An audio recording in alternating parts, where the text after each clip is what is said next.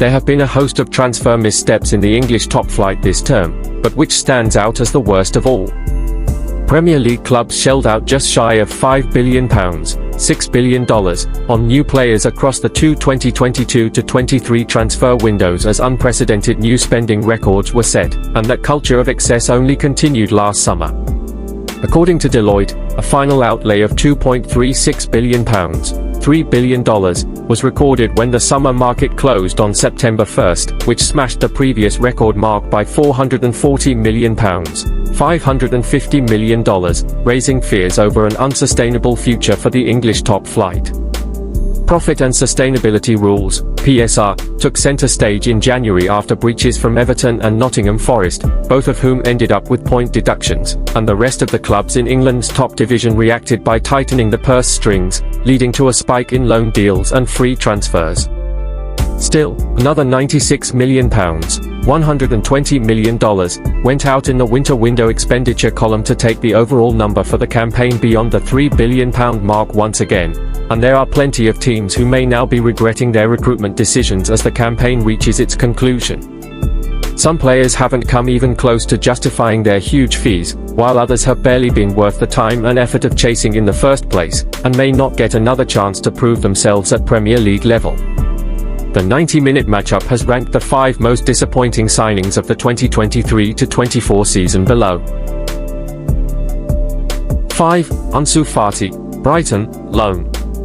It seems like such a long time ago now, but Ansu Fati was once tipped to be Lionel Messi's heir at Barcelona. The Spaniard burst onto the senior stage at Camp Nou as a 16-year-old in 2019 and looked almost like a street footballer with his dazzling dribbling skills, but soon succumbed to a series of injuries that cost him a regular place in the team. The emergence of Lamine Yamal pushed Ansu further into the shadows, and Brighton pounced on the uncertainty surrounding his future last summer as they brokered a blockbuster loan deal. Ansu scored twice in his first 5 Premier League games for the Seagulls, but it soon became clear his body would not hold up to the physical demands of the English game.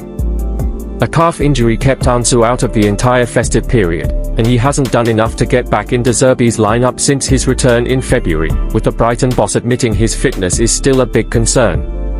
The 21-year-old's short time at the Amex has only fueled critics who question whether he is robust enough to become an elite player, and it's difficult to see how he will fit in at Barca when he returns to Xavi's squad.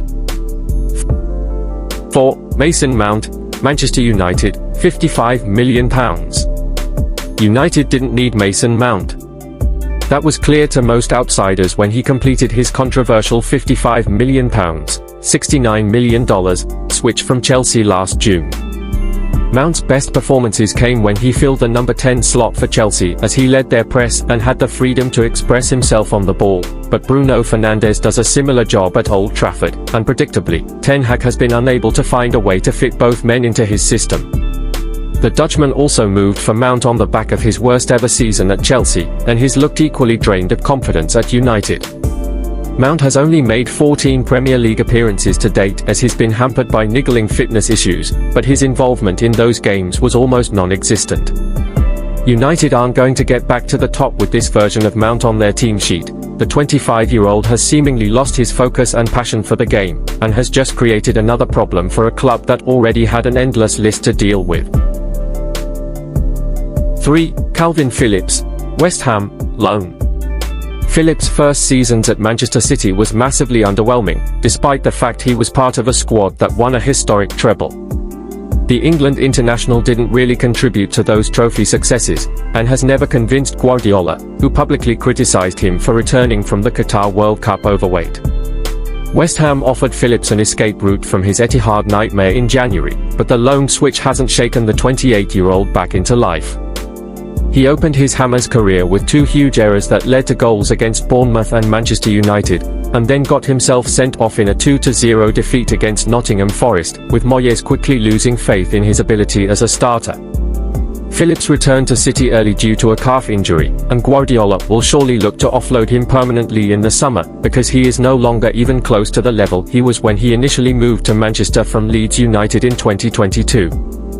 The Euros will almost certainly pass Phillips by as a result, and he's going to have to completely transform himself in order to get back into the England fold in the future. 2. Moises Caicedo, Chelsea, £115 million. Chelsea smashed the British transfer record to lure Moises Caicedo away from Brighton, seeing off competition from Liverpool, who refused to match their staggering £115 million, $147 million, bid.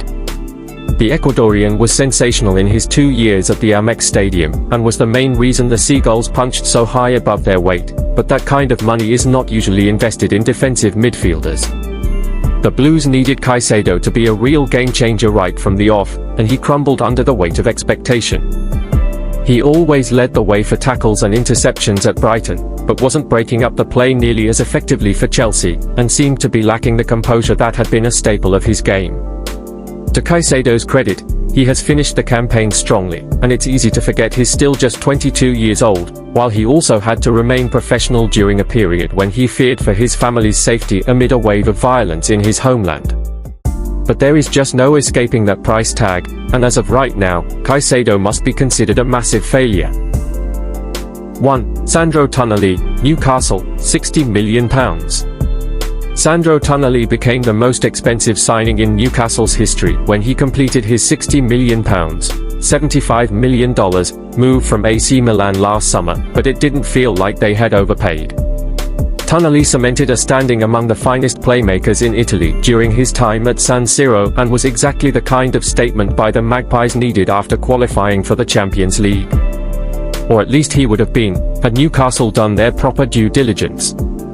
Tonali scored in a spectacular debut showing against Aston Villa, and settled into life on Tyneside quickly, only to be hit with a 10-month suspension in October for breaching gambling rules during his time at Milan. The whole saga has been embarrassing for Newcastle, who blew most of their summer budget on a player that had been struggling with a gambling addiction. He will be allowed to play for the club again from August, but the damage has already been done, as a lack of cohesion in midfield led to the Magpies missing out on silverware once again while losing their place in the Champions League.